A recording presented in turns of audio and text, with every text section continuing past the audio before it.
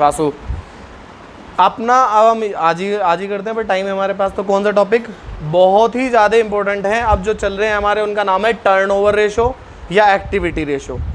कौन से हैं? टर्नओवर रेशो या एक्टिविटी रेशो। बहुत ही ज़्यादा इजी है, सारे फॉर्मूले एक ही जैसे हैं बिल्कुल, जितने भी हैं ना सारे के सारे फॉर्मूले एक जैसे सिमिलर से हैं बिल्कुल। लेकिन जो मैं सबसे पहले करा रहा हूँ वो सबसे ज़्यादा इंपॉर्टेंट है और सबसे ज़्यादा दिमाग पीता है वाला। कौन सा टॉपिक है? Inventory turnover ratio. क्या है टॉपिक का नाम भाई?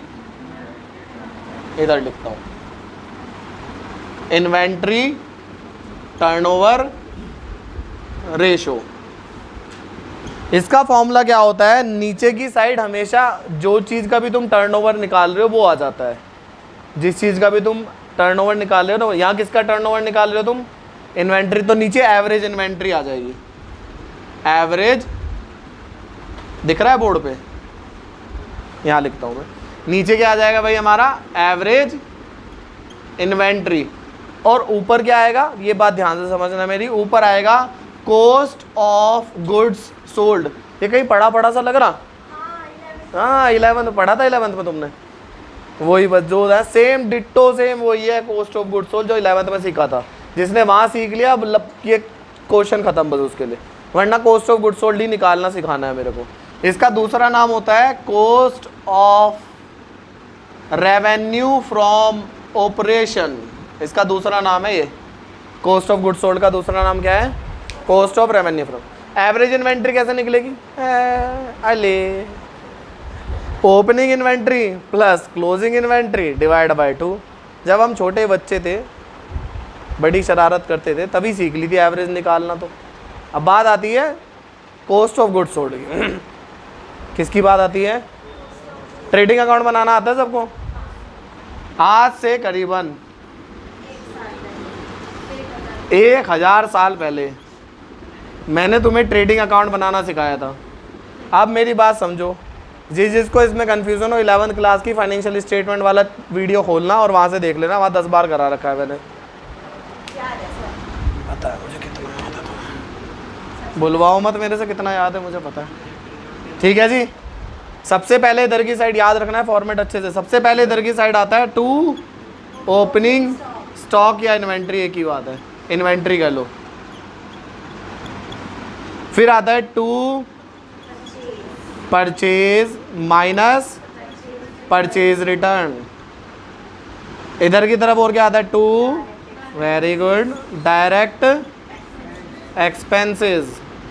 इन दोनों का टोटल बाहर, ये भी बाहर। अब उधर उल्टी कर दो, यहाँ मत उल्टी करना, खुद ही पोछा लगवाओगे, मैं नहीं करूँ। बाय सेल्स कौन लिखेगा? पड़ोसन। माइनस सेल्स रिटर्न, ये हटा दो माइनस, जो आएगा बाहर। और बाय क्लोजिंग स्टॉक।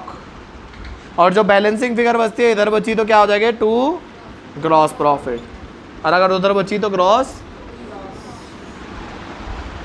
तो जो हमारा कॉस्ट ऑफ गुड्स सोल्ड का फॉर्मूला होता है, दो तरीके से बनता है। पहला लिंक तो होता है हमारा सेल और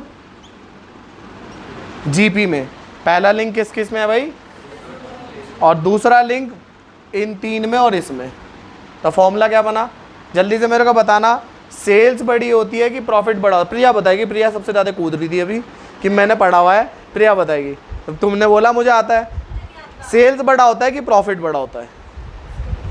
सेल्स बड़ी होती है। अच्छा, प्रॉफिट बड़ा होता है। हाँ, प्रॉफिट बड़ा होता है। 2 मिनट में खराब कर दिया सारा का सारा। क्यों भाई, कौन बड़ा होता है? प्रॉफिट बड़ा कि सेल्स? यार तुमने बेचा ही 50,000 का सामान, क्या 50,000 1 रुपये का भी प्रॉफिट हो सकता है? यार जब पैसा ही नहीं आया तो ऐसा थोड़ी ना हो सकता है कि प्रॉफिट ज़्यादा हो जाएगा। तो हमेशा सेल्स बड़ी होती है प्रॉफिट से। तो आंसर चेंज कर दिया ना एक बारी में, धमकाया कहा मैंने तो, 2 बार आंख बड़ी करके पूछा बस मैंने तो फॉर्मूला क्या बना? पहला फॉर्मूला तो नेट सेल्स माइनस जीपी। अगर लॉस होगा तो प्लस हो जाएगा, बस सिंपल सी बात है। नेट सेल का मतलब सेल्स माइनस सेल्स रिटर्न। इसे रेवेन्यू फ्रॉम ऑपरेशन भी बोलते हैं, याद रखना। सेल्स को, कॉस्ट को क्या बोलते हैं? Cost of RFO. इसे क्या बोलते हैं? सिर्फ आरएफओ, रेवेन्यू फ्रॉम ऑपरेशन। और दूसरा फॉर्मूला इन तीन को ले लो, ये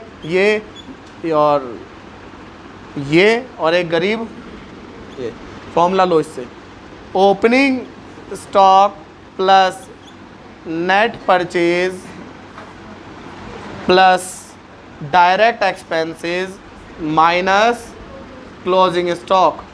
बहुत इजी है, मुझे तो नहीं लगता है उसमें मुश्किल है। अभी तक समझ में आया सबको? डायरेक्ट एक्सपेंसेस क्या होते हैं, शायद 11th में अच्छे से पढ़े होंगे।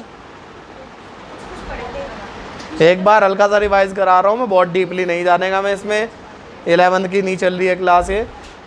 अगर करना है डीपली तो कैसे करोगे, अभी 2 मिनट पहले मैंने बताया, वीडियो ओपन कर लेना, वहाँ पे बहुत अच्छे से बताया हुआ मैंने। ठीक है, बता देता हूँ मैं एक बार। डायरेक्ट एक्सपेंसेस कौन से होते हैं? Direct expenses are those are expenses which are related to purchase of goods. कौन से?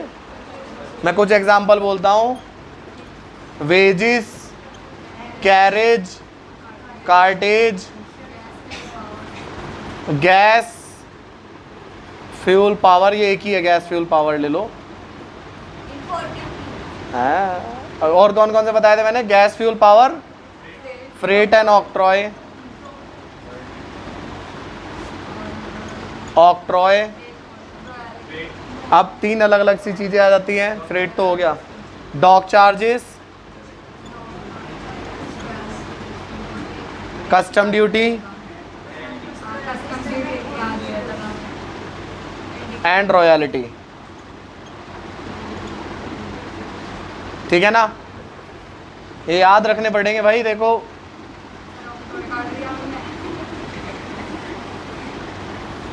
इसका कोई और तरीका नहीं है, तो ऐसा लग रहा है मुंह खुला हुआ इसे खा रहा हो, ये आँख भी बना दो।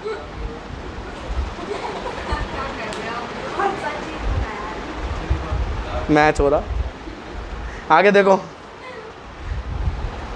जो भी खर्चे गुड्स को परचेज करने से रिलेटेड होते हैं वो क्या कहलाते हैं? हमारे डायरेक्ट एक्सपेंस। जैसे ये कुछ एग्जांपल तुम्हें याद करने पड़ेंगे, wages, carriage, cartage, gas fuel power, freight and octroi, dock charges, royalty, custom duty. बहुत छोटे से 9 एग्जाम्पल है बस, और कुछ नहीं है। ठीक है ना, ये सब डायरेक्ट एक्सपेंस कहलाते हैं। देखो थोड़ी तो मेहनत करनी पड़ेगी, प्लेट में परोस के तो आने के नहीं 90-95 नंबर, मेहनत तो करनी पड़ेगी। देखो ऐसे तो आते नहीं है भाई 90-95 आ गया अकाउंट्स में, मेहनत करनी पड़ेगी अगर 90-95 तक पहुंचना है तो। ठीक है ना, आगे समझो। अब इसका बाद न्यूमेरिकल कर लो यार, बहुत लप्पू सा न्यूमेरिकल है। 52 पे आ जाओ, शुरुआत में तो बड़े ईजी है, बाद में आएगी प्रॉब्लम। 52 पे आ जाओ। Calculate inventory turnover ratio, opening inventory 90, closing inventory 1:10, तो एवरेज कितनी होगी? 90 + 1:10 डिवाइड बाई 2। मिल गया इलस्ट्रेशन? बुक लायो तो खोल, मिल गया क्वेश्चन। अकाउंटिंग इक्वेशन खोलो ना, अकाउंटिंग रेशोज खोलो ना चैप्टर, और उसका ये वाला क्वेश्चन खोलो, 52 नंबर इलस्ट्रेशन। डीके गोयल ही है तुम्हारे पास तो, हाँ तो बस। तो opening inventory plus closing inventory, इसकी फोटो क्लिक कर लो, फिर मैं साफ कर रहा हूँ बोर्ड से। तो यहाँ कर रहा हूँ मैं अभी। ओपनिंग इन्वेंट्री कितनी है भाई? 90,000 प्लस 1,10,000 डिवाइड बाई 2, कितना हो गया भाई? 1 लाख रुपए तो हमारा क्या आ गया? Average inventory. ऊपर नीचे वाला तो आ गया, अब ऊपर वाला चाहिए मुझे, कॉस्ट ऑफ गुड्स सोल्ड। तो अब देखो कौन से फॉर्मूला दिया हुआ, अगर सेल और जीपी दे दिया तो बहुत इजी, वरना ये वाला फॉर्मूला लगेगा।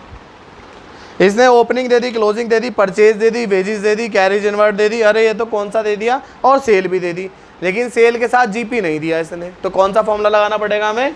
नीचे वाला। तो लगाओ जी।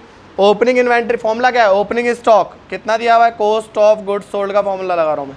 ओपनिंग कितना है? 90,000 प्लस नेट परचेज कितना दिया हुआ है? नेट परचेज हमें 2,30,000 प्लस डायरेक्ट एक्सपेंसेस में वेजेस दे दिया, कैरेज इनवर्ट दे दिया, प्लस 70,000 वेजेस के प्लस 20,000 कैरेज के। देखो वेजेस ये रहा, कैरेज ये रहा, वेजेस कैरेज कार्टेज दोनों दे दी मैंने नाम। और इनवर्ड वर्ड बोले तो ही लिखना, आउटवर्ड लिख बोले तो मत लिखना, वो देख लेना डिटेल। और लास्ट में क्या हो जाएगा? बस माइनस माइनस क्लोजिंग स्टॉक। तो माइनस क्लोजिंग स्टॉक कितना? 1 लाख। क्या बोल रहा है भैया? ये वाला इन्वेटर बोल रहा है। अच्छा मुझे लगा एसी बोल रहा है। ठीक है भाई, अब वैल्यू निकाल दो। तुम्हें पता है मेरी कैलकुलेशन फिर कितनी बढ़िया है। 3 लाख आंसर आ रहा है इसका। कितना आ गया? अब फॉर्मूले में वैल्यू रखो, 3 लाख ऊपर 1 लाख नीचे, कितना आंसर आ गया? 3 टाइम्स। इन सब का भी आंसर किस में आता है? टाइम्स ऑफ इंडिया में आता है। वेरी वेरी इंपॉर्टेंट, लगा लो इस पे मार्क, बहुत ज़्यादा एग्जाम में आता है ये, बहुत ज़्यादा। नहीं इलस्ट्रेशन नहीं, इन्वेंट्री टर्नओवर रेशो। अब इलस्ट्रेशन कहाँ तक करके लेके आने हैं, जो नहीं हो रहे उस पर मार्क लगा के लेके आ जाना सारे। रोना मत लग जाना कि सर जी नहीं होने के, नहीं कुछ ऑब्वियसली नहीं होने के, कुछ कोई डाउट नहीं है इसमें, नहीं हो सकते सारे। बहुत ज़्यादा इंटेलिजेंट हो तो ही होंगे कि सारे कर लिए तुमने। 70 तक हैं, पै तो करो ना। अब तुम इन्हें भड़काया था मेरे को। 2-2 मिनट के हैं यार, देख तो लो, 2-2 मिनट के हैं यार, इतना तो आलस कर लो आराम से। सिलेबस तुम्हारा खींचेगा, नवंबर दिसंबर तक सिलेबस खींच दूँ? नहीं बता दो ना।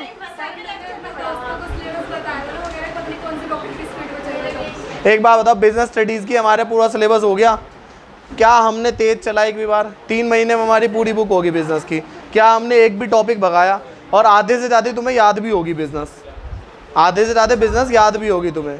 अरे यार वो रोते रहेंगे, वो है ना, सुन लो, जब तक हुसैन बोल्ट नहीं आया था ना रेस में, तब तक सबको ये लग रहा था कि उससे कम वाला ही बेस्ट है, वर्ल्ड रिकॉर्ड वही है, वही सबसे बेस्ट है, उससे उसका रिकॉर्ड कोई तोड़ नहीं। मतलब जब तक कोई तुम्हें सामने बेहतर नहीं दिखता ना, तब तक सबको लगता है मैं ही बेस्ट हूँ, मेरा जो मैं कर रहा वही ठीक हूँ। ऐसा नहीं होता भाई। जेन्युइनली 4 महीने का ही सिलेबस है अकाउंट्स का, इससे ज़्यादा का सिलेबस नहीं है। खींचने को तो तुम जनवरी खींच लो इसको, है बतेरे टीचर जनवरी नवंबर दिसंबर। क्यों भाई, कब खत्म हुआ था तुम्हारा सिलेबस? नहीं पहली बार करा था वो, कब तक हुआ था ख़त्म? नवंबर खींच दिया होगा, या करा ही नहीं था आखिरी तक भी ख़त्म? वाह, वो तुम अलग ही लेवल पे थे। 70, ये 70 मिनट। ओ भाई साहब, 2-2 मिनट के हैं इलस्ट्रेशन, जितने हो रहे कर लेना, रो मत। कल को मैं सिर्फ प्रॉब्लम लूँगा, कल को नया कुछ नहीं करवाने का। तो आज और कल 2 दिन का टाइम है 70 तक करने में। 30 क्वेश्चन है, 15 आज कर लो, 15 कल कर लो, ठीक है? कल प्रॉब्लम कल तक लूँगा, परसों नहीं लूँगा। वीडियो बंद कर दो।